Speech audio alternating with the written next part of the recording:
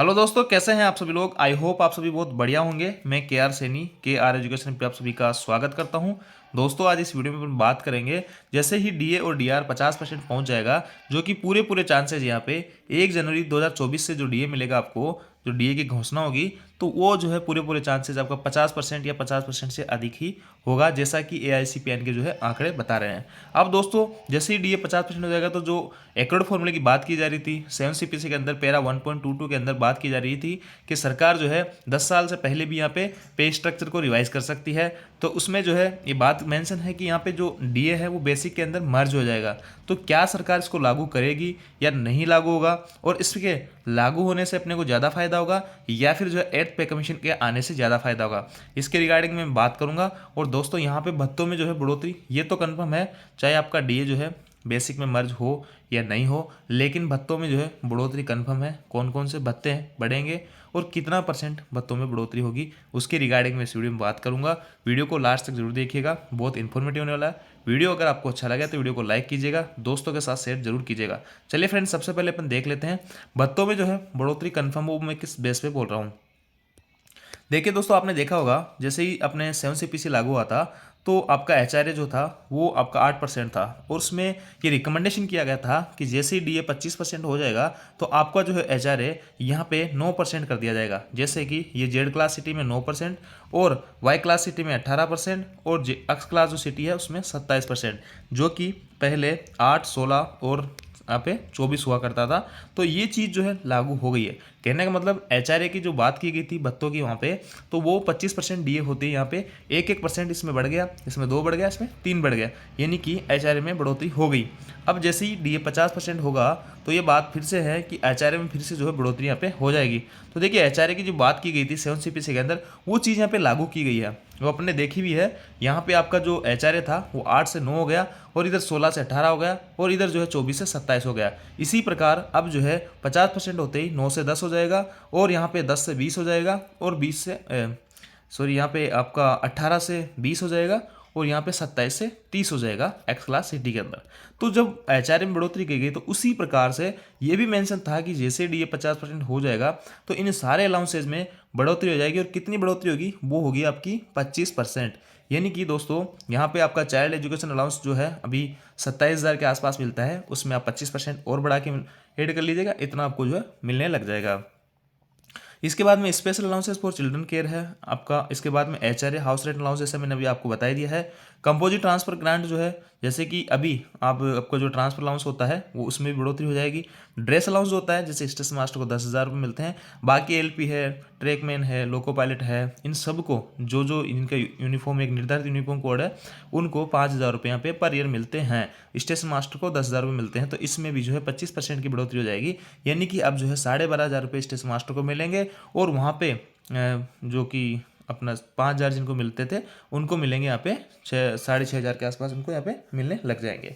तो इस हिसाब से यहाँ पे सारे कुछ अलाउंसेज में वृद्धि होगी। स्पेशल ड्यूटी अलाउंस है, चाहे आपका रिटायरमेंट ग्रेजुटी है, आपका फिर जो है कन्वेंस अलाउंसेज हैं, रिम्बर्समेंट ऑफ फूड है, हॉस्टल और ट्रेवलिंग है, इसके बाद में टीए है, आपका ट्रेवलिंग अलाउंसेज हैं, और भी जो सारे अलाउंसेज है, या जो बोनस में भी सरकार यहाँ पे घोषणा बढ़ा सकती है, पूरे पूरे चांसेस है।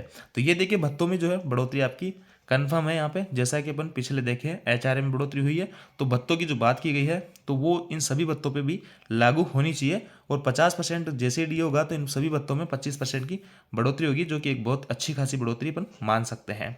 अब दोस्तों, यहाँ पे बात करते हैं कि क्या जो डीए बेसिक में मर्ज होगा या नहीं होगा। तो देखिए, ये जो है बात तो यहाँ पे की गई थी पैरा जो कि 7CPC आया था, उसके पैरा 1.22 में आप देख सकते हो 7CPC के जो पेज नंबर 5 पे पैरा 1.22 यहाँ पे इसमें लिखा हुआ है। मैं आपको बता देता हूँ कि इसमें लिखा हुआ है कि सरकार जो है चाहे तो पे कमीशन जो है, जैसे कि आप सभी लोगों को पता है हर 10 साल में आते हैं, तो पे कमीशन अब सरकार आगे चाहेगी 7CPC के बाद में। तो वो जो है यहाँ पे बिना 10 साल का इंतजार किए, 10 साल का इंतजार नहीं करना है, उससे पहले भी वो जो है पे को स्ट्रक्चर को रिवाइज कर सकते हैं। और वो किस चीज़ पे करेंगे, जो महंगाई वगैरह अपनी हो रही है, जो कम्योडिटी अपनी बेसिक नीड की जो चीज़ें हैं उनके प्राइस के आधार पे उनको पैसे मिक्सअप करके और एक नई जो है बेसिक यहाँ पे बढ़ा सकते हैं, डीए को बेसिक में मर्ज कर सकते हैं। ये सारी चीज़ें यहाँ पे लिखी हुई है। फिर जो है उनको एट पे कमीशन लाने की कोई आवश्यकता नहीं पड़ेगी। तो देखिए, ये जो है रिकमेंडेशन यहाँ पे था, देखिए यहाँ पे साफ साफ लिखा हुआ था रिकमेंडेड यानी ये रिकमेंडेशन था, ये कोई ऐसा रूल नहीं बना था कि सरकार इसको माने ही माने। अब सरकार के ऊपर पूरी तरह से ये डिपेंड करेगा कि सरकार जो है बेसिक को डीए में ऐड करे या ना करे। अब दोस्तों अगर बेसिक डीए में ऐड मर्ज हो जाता है और या फिर जो ऐड पे कमीशन, देखिए 2-3 ऑप्शन है सरकार के पास में, या तो आपको जो है यहाँ पे ये 50% डीए जैसे होते हैं आपके बेसिक में मर्ज कर दे और एक नया बेसिक स्ट्रक्चर आपका पे स्ट्रक्चर हो जाए, और डीए जैसा कि बिल्कुल जीरो से स्टार्ट फिर से होगा और फिर से बढ़ता बढ़ता 50% जाएगा। तो यही फॉर्मूला अगर अपनाएगी तो फिर से जो बेसिक में ऐड होता जाएगा।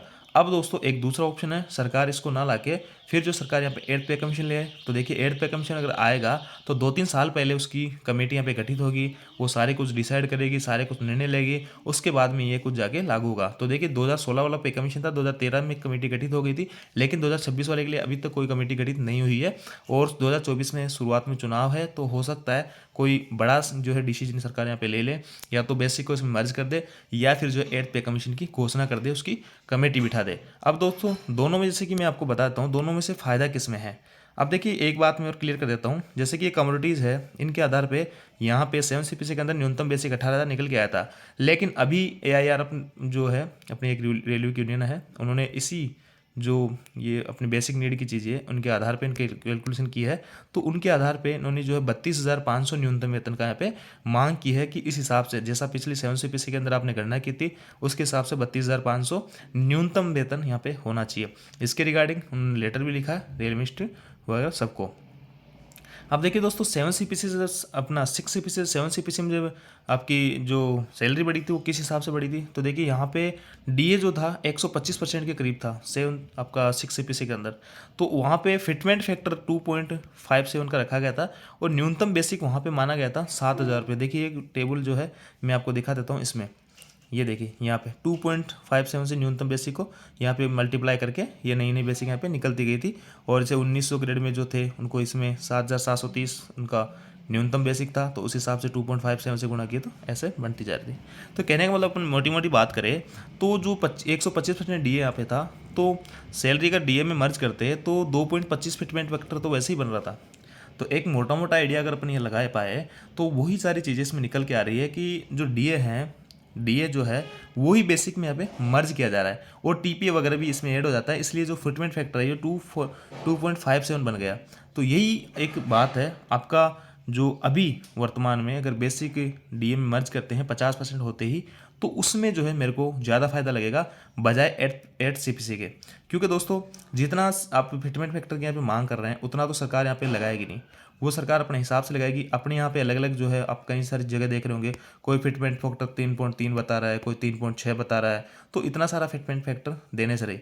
अब देखिए इसमें होता क्या है, आपके अगर बेसिक में मर्ज होगा डीए तो बाद में भी एक मोटी मोटी अगर अपन बात करें तो 8 CPC के अंदर भी ऐसा ही होता है, उसमें भी बेसिक को डीए के साथ मर्ज ही कर दिया जाता है, क्योंकि जब 2026 तक जो है बेसिक आपका डीए और अच्छा खासा हो जाता है, तो उस हिसाब से वही चीज़ें जो है वहाँ पे ऐड करके सारी कुछ कैलकुलेशन जो है वहाँ पे बिठा दी जाती है।